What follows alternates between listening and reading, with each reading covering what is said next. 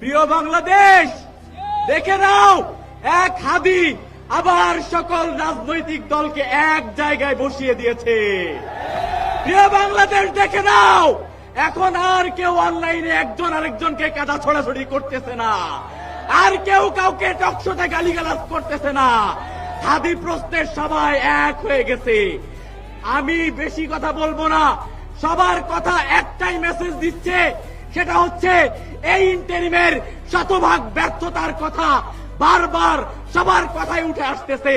আমি শুধু একটা কথাই বলি, স্বরাষ্ট্র উপদেষ্টা, আপনি 50 লক্ষ টাকা পুরস্কার ঘোষণা করলেন আসামি ধরার জন্য।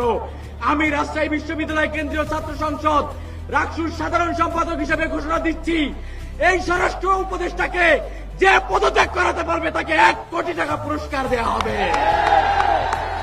এবং সাথে সাথে আজকে এখানে যারা এসেছেন, দল মত মতাদর্শ নির্বিশেষে ভারতীয় আধিপত্যবাদ এবং আওয়ামী ফ্যাসিবাদের প্রশ্নে সবাইকে এক হয়ে এক ছাতার নিচে কাজ করার আহ্বান জানিয়ে আমি আমার বক্তব্য শেষ করছি।